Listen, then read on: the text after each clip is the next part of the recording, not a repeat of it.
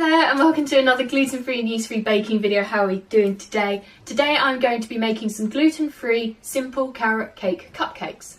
I love carrot cake, it's one of my favourite cakes that ever existed, and I wanted to make mini versions for me to eat on my own. So, you'll be needing the following equipment: scales, measuring spoons, 12 cupcake cases, a 12-hole cupcake or muffin tray, spray oil, a grater, a spatula, an ice cream scoop or tablespoons is just to get the mixture into the cupcake cases, a toothpick, a teaspoon handle, a cake tester or a skewer, a small knife, a wooden spoon or an electric hand whisk, a mixing bowl and a cooling rack.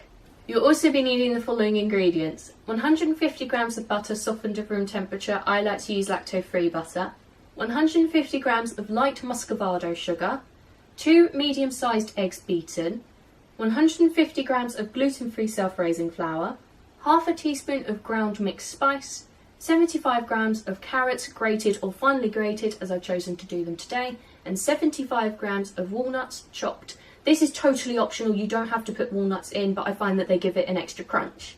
Let's go! First things first, measure out all of your ingredients so that they're completely ready for you to use, and then preheat your oven to 180 degrees C on a conventional oven, 160 degrees C on a fan oven, or gas mark 4.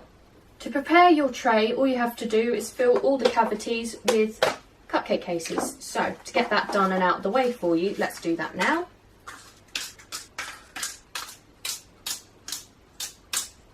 Making sure that you haven't doubled up on any, because I do that quite a lot. And then set this off to the side until you're ready to bake.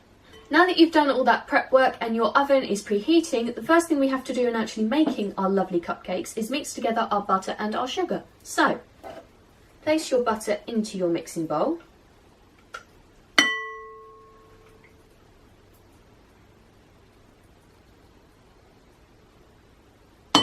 And now sprinkle on your sugar.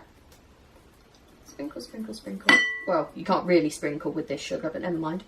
Scraping down the sides of your bowl with every ingredient to make sure you get it all in there. And now mix together until, well, fluffy. I can't really say light with that sugar, but fluffy.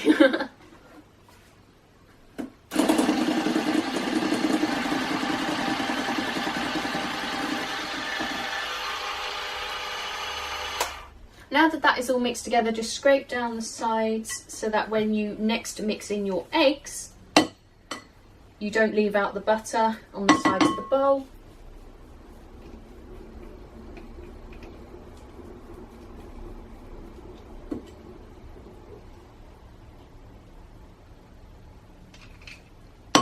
Now grab your eggs. Now that you've got your eggs, place them into your mixing bowl in one big go. Again, scraping down the sides to make sure it gets all in there. And mix together until well combined. This is really important because otherwise you'll have air pockets in your eggs if you don't mix these really well. And I also think that mixing it as well and as long as I do actually makes the cakes fluffier in the first place.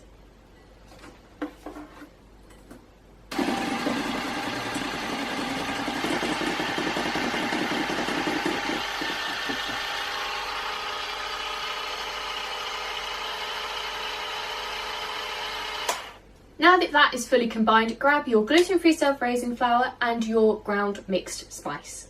Now that you've got your ground mixed spice and your gluten-free self-raising flour, the first thing I'm going to do is tip in all of my ground spice in one big go.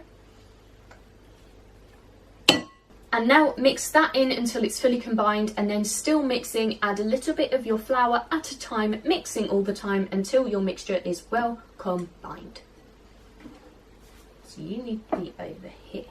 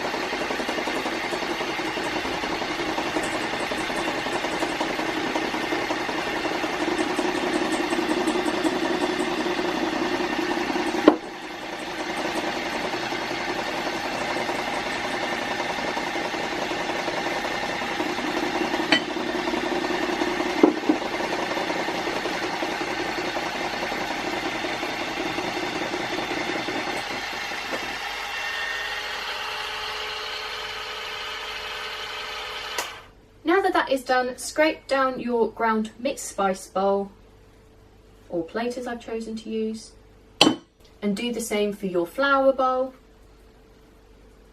just to make sure it all gets in there.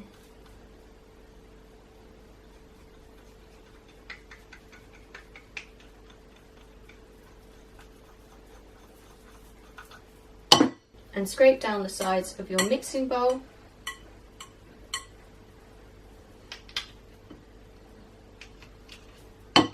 Now normally I would tell you to mix this lovely mixture for one final time, but we've still got 2 more things we need to add, so grab your carrots and your walnuts if you're using them. So now we're going to do the exact same process as we did for the flour and the ground mixed spice. So the first thing I'm going to do is add all of the carrots in one big hit. And now that the carrots are in there, I'm going to mix until they are fully combined with the mixture, and then I'm going to add the walnuts in a little bit at a time.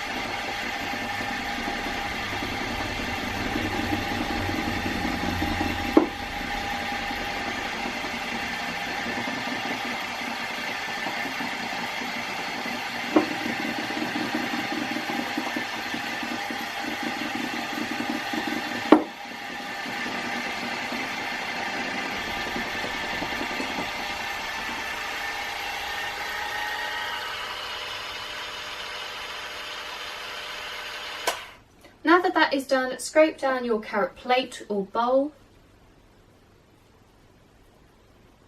And now scrape down your walnut glass that I've used because I didn't have a spare bowl. Scrape down the sides of your mixing bowl.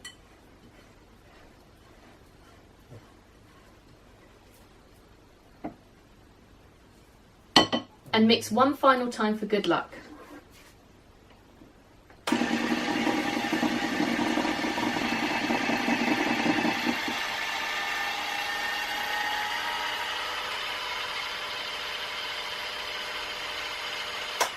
Now that your mixture has all been mixed for a final time, grab your cupcake tray, your spray oil and your ice cream scoop or tablespoons, whatever you're using to get this mixture into the cupcake cases.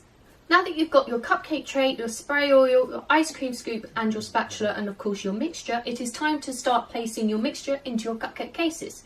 Now I personally like to spray the cupcake cases with a little bit of oil before I put my mixture in it, so that when they are cooked and cooled, the entire of the cake doesn't stick to the cupcake case, which I hate because what's the point in making it if you're going to lose 3/4 of it on the cupcake case? Maybe a bit of an exaggeration, but I like my cupcakes, okay?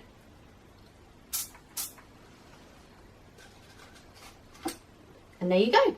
So I will show you this 3 more times just to end the thing, and then I'll do a speed bit.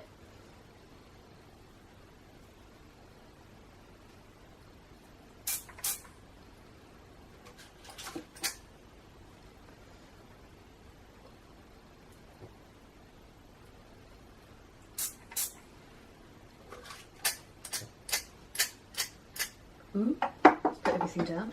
Just bringing the mixture back into the middle so that it doesn't spread too far and I don't lose any of it. Now that your cupcakes are completely ready to cook, just give them a quick tap on the table and give them a quick zhuzh around to try and get them as flat as possible, but don't worry too much as they flatten out in the oven. And now place them into your preheated oven for 10 to 15 minutes until you insert a cake tester, a teaspoon handle, a skewer or a toothpick, and it comes out completely clean. And then leave them to cool in their tray on a cooling rack for 10 minutes, and then take them out of the cupcake tray and leave them to fully cool on a cooling rack.